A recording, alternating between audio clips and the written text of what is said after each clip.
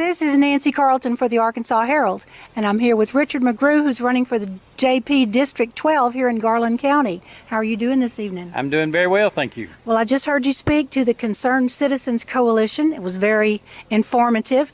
Tell me what it is with District 12 that is sort of the most important issue that you can take care of for the people in that district. What is their most pressing concern? I think there's many concerns. Of course, the economic development in the area, water issues, and things that will block the economic development in those areas. I met today with Morgan Wiles, who's developing the window factory at Mountain Pine, right? To see how I could help him serve to help the citizens there.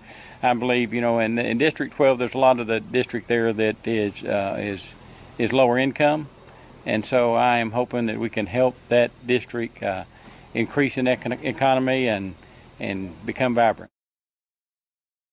Herald, and I'm here with State Representative Lori Rushing. She is running for re-election, and I believe she just said she has two opponents, one in the primary, then one in the general. That is correct. So tell me about the session that you have just been working on right now. What was the most important thing that you all got accomplished, and were you happy with the results? Well, I was happy with the results on part of it. Now, I can say today that we did pass the Treasurer's Bill. Right. The Treasurer's Bill did have a portion in it where we had the ESA accounts for people to come in and use their money, put money aside that's tax deferred that they can use towards their children's education. Now, we had to take that part out of the Treasurer's Bill to pass because it failed the first time with that in there. But the governor has agreed to put that on the call for the special session next week, which really we might have lost the battle in that one, but we're going to win the war because instead of 76 votes, we're only going to need 51 for that ESA bill to pass.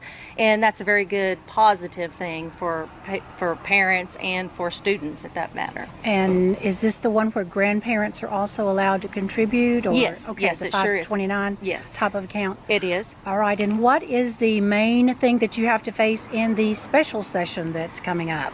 Well, I think the main thing that we're going to face in the special session is the pharmacy benefit managers, the PBMs, and our local pharmacies, of course, are having issues with getting reimbursements from the PBMs. We're trying to correct some of those issues and make sure it's more fair for the local pharmacies instead of the big box stores. Let me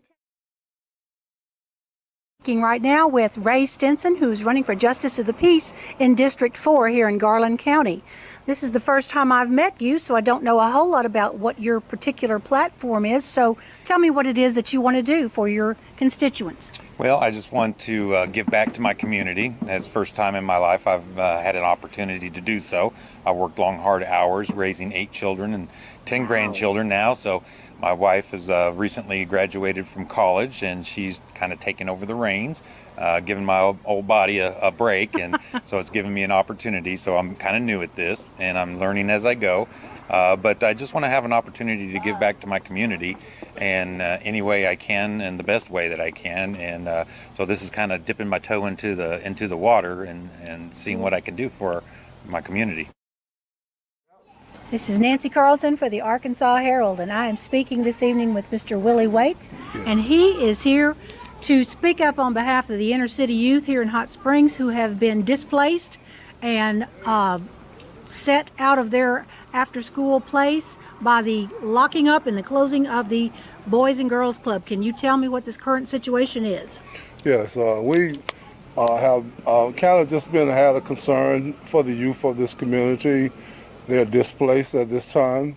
They actually need a place to call home.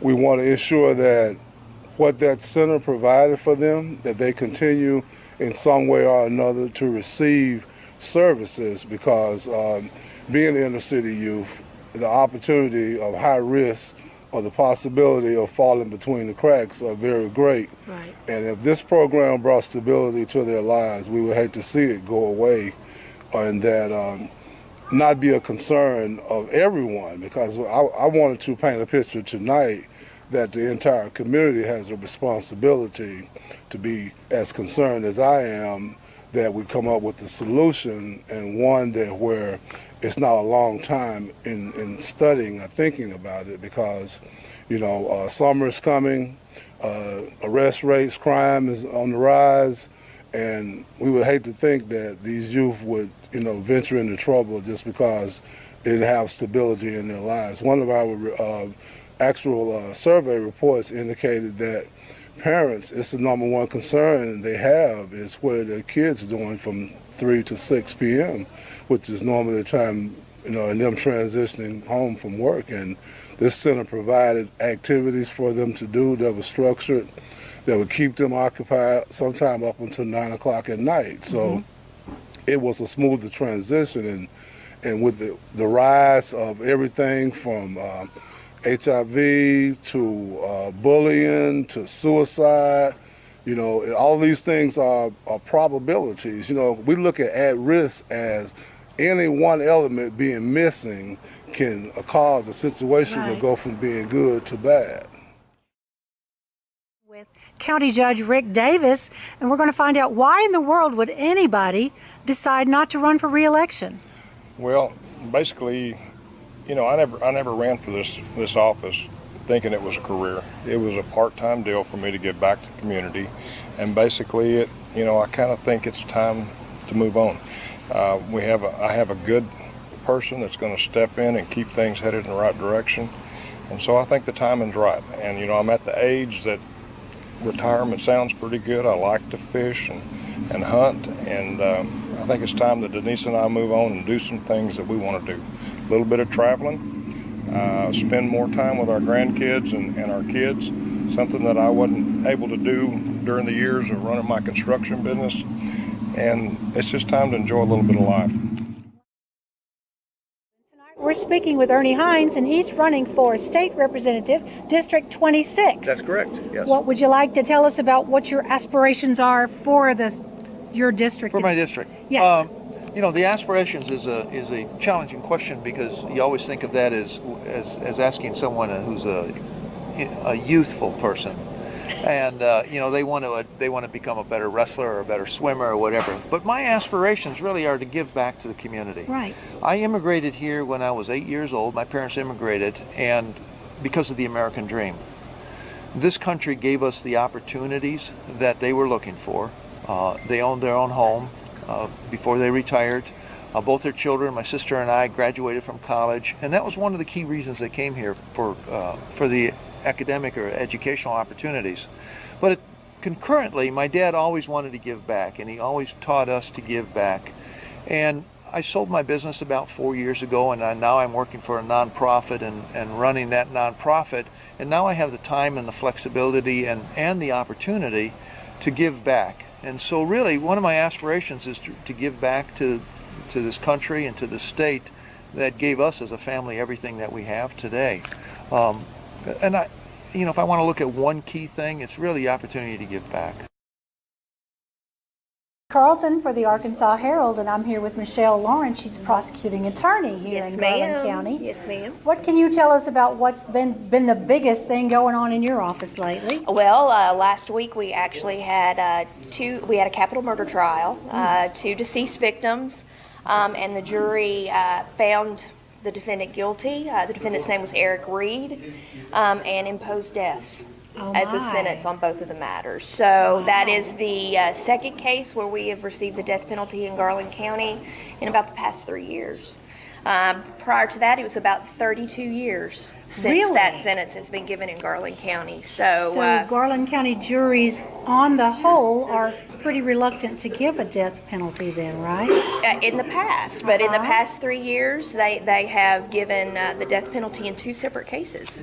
And what do you think is causing that change? I think the volume of crime, and I think that the taxpayers and the citizens want to feel safe in their community. And they kind of got fed up finally? Yes, ma'am. I do believe that. Yes, ma'am. What's the majority of cases that you get, though, here in Garland County? What's the biggest driving factor behind crime in Garland County? Probably drugs. And I think that's a resounding comment that most communities have.